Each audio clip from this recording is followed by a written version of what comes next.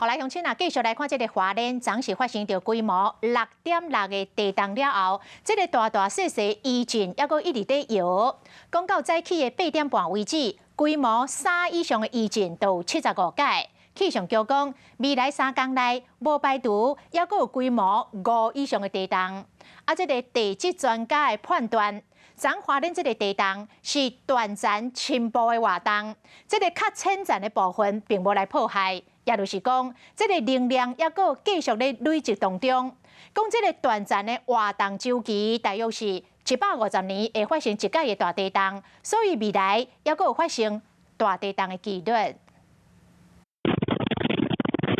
323发生规模6.6的地震，继东港花莲阁出现规模5.3的地震。主要地震过了后，到今仔日下午8点半，小林线75个规模3以上的地震一直刷咧来，到底会摇到当时？3天之内规模5.0以上的余震还是要注意，还是有可能会发生。23号半暝地震，互全台湾的民众心惊惊。预估7天内会阁出现地震，尤其即摆阵容过去还会出现中大型地震，有专家认为能量继续累积当中。1955年跟下一次大地震发生的行为也很接近的话，地表断层戳到地表，那你可以想见说沿线的建筑是很难抵抗这样的一个破裂。根据历史地震周期来看，专家讲，除了东部地区、西部的嘉南地区，未来嘛有机会发生规模较大的地震。那嘉南这地方还没有被真正的就是有大的超过7的地震，所以对我个人而言，当然嘉南是一个非常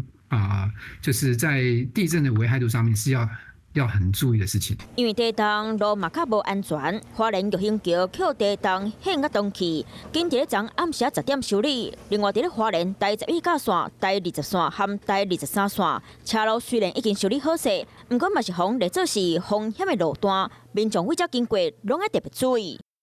Hello， 大家好，我是乃瑜，要教给大家2个任务。第一个，华视新闻的脸书专页，你按赞了吗？还有华视新闻的 YouTube 频道，赶紧订阅起来，还要记得按赞，开启小铃铛哦。